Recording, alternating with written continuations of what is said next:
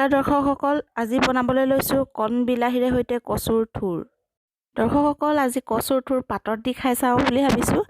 এয়া চাওক, কচুৰ থুৰ কেইটামান লৈছোঁ মই, মচুন্দৰী পাত কেইখিলামান লৈছোঁ ভালদৰে ধুই, আৰু লগতে লৈছোঁ কেইটামান টেঙেচীৰ পাত, বৰ টেঙেচীৰ পাত। এয়া কণ বিলাহী কেইটামান লৈছোঁ, লগতে দিম জালুক কেইটামান, জলকীয়া কেইটামান আৰু বগা নহৰু কেইটামান গুচাই লৈছোঁ। গতিকে আহকচোন আমি ৰান্ধিবলৈ আৰম্ভ কৰোঁ। পাতত দিবৰ কাৰণে মই পাত প্ৰয়োজন হ'ব। মই কলপাত ব্যৱহাৰ কৰিছোঁ আৰু কলপাত কেইখিলা এনেদৰে সেকি লৈছোঁ, কিয়নো যদি সেকি নলওঁ তেনেহ'লে কচুখিনি মেৰিয়াওঁতে পাতখিলা ফাটি যাব।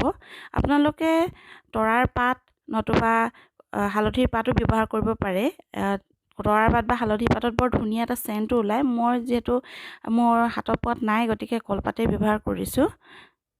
পাতকেইখিলা সেকি লোৱাৰ পাছত এনেধৰণে আমি পাতকেইখিলা পাৰি ল'ব লাগিব। পাতৰ যিটো থৰুৱা লগা অংশ, এই অংশটো আমি বাহিৰৰ ফালে দিম দুইখন পাতৰ, আৰু এখন পাতৰ ওপৰত আমি এনেদৰে ইখন পাত চাপি ল'ম, আৰু আমি লোৱা সামগ্ৰীখিনি ইয়াৰ ওপৰত এটা এটাকৈ ধুনীয়াকৈ দি ল'ম। টেঙেচীৰ পাত মই দি দিছোঁ কচুখিনিৰ ওপৰতে, আৰু লগতে যিখিনি মচুন্দৰীৰ পাত লৈছিলোঁ সেইখিনিও আমি এনেধৰণে ধুনীয়াকৈ দি ল'ম। আমি লোৱা সকলো সামগ্ৰী আমি এতিয়া দি দিম। নহৰুকেইটা মই অকণমান থেতেলিয়াই লৈছোঁ, বটি লোৱা নাই মিহি কৰি। জলকীয়াকেইটাও দুফাল দুফালকৈ কাটি দিম।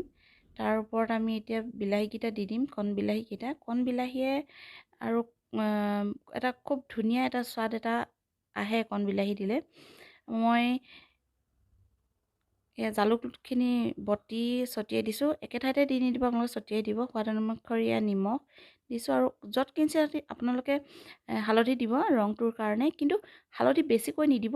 হালধি বেছি দিলে এটা গোন্ধ এটা ওলাব পাৰে, যিয়ে আমাৰ গোটেই কচুখিনিৰ সোৱাদটো নাইকিয়া কৰিব। এনেধৰণে আপোনালোকে দুয়োফালৰ ছাইডকেইটা প্ৰথমতে মেৰিয়াই ল'ব, তাৰপিছত মূৰ দুটা এনেধৰণে মুটুকাই দিব। এয়া এনেধৰণে আপোনালোকে মুটুকাই দিব লাগিব। এতিয়া আৰু এখন কলপাত ল'ম, ওপৰ ছাইডটো তল দি আকৌ আমি এনেধৰণে কলপাতখন আকৌ মেৰিয়াই ল'ব লাগিব, যাতে ইয়াৰ কচুৰ পৰা যিটো পানী ওলাব সিজিলে, সেই পানীটো যাতে বাহিৰলৈ ওলাই নাযায়। এনেধৰণে তাৰপিছত আমি বান্ধি ল'ব লাগিব। আপোনালোকে অন্য কিবা ৰছীও ব্যৱহাৰ কৰিব পাৰে। মই কিন্তু কলৰ যিটো থৰুৱা আছিলে, কলৰ থৰুৱাৰ পৰাই এনেধৰণে ৰছী উলিয়াই আঁহ উলিয়াই মই বান্ধি লৈছোঁ।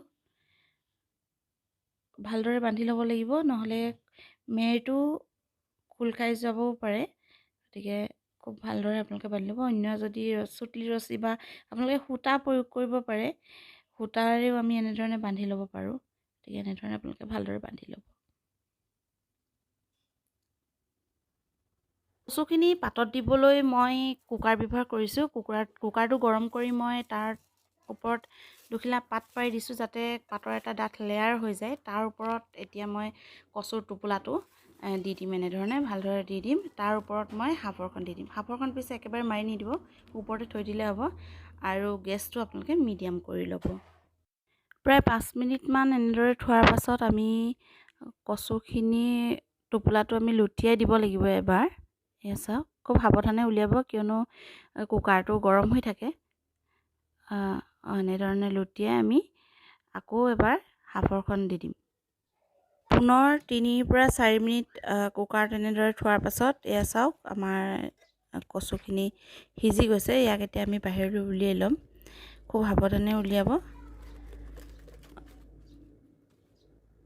চাওকচোন এতিয়া টোপোলাটো খুলি কচুখিনি সিজিলে নে নাই এবাৰ চাই লওঁ। সাৱধানে খুলিব, কিয়নো কচুৰ টোপোলাটো যথেষ্ট গৰম হৈ আছে।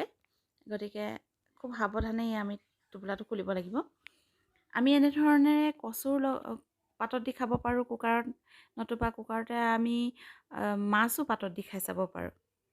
এয়া চাওক, গৰম হৈ আছে, গতিকে খুব সাৱধানে আপোনালোকে খুলিব টোপোলাটো। এয়া চাওক, খুব ধুনীয়া এটা গোন্ধও ওলাইছে জালুকৰ, নহৰুৰ। এয়া কচুখিনি খুব ধুনীয়াকৈ, বিলাহীও চাওক খুব ধুনীয়াকৈ সিজি গৈছে। এতিয়া আমি এটা পাত্ৰত কচুখিনি উলিয়াই ল'ম। এয়া চাওক, মোৰ কণ বিলাহী আৰু কচু পাতত দিয়া হৈ গৈছে। আপোনালোকেও এবাৰ এনেধৰণে বনাই খাই চাব। আশা কৰিছোঁ আপোনালোকেও ভাল পাব আৰু ভিডিঅ'টো লাইক শ্বেয়াৰ আৰু কমেণ্ট কৰিবলৈ কিন্তু নাপাহৰিব। ধন্যবাদ।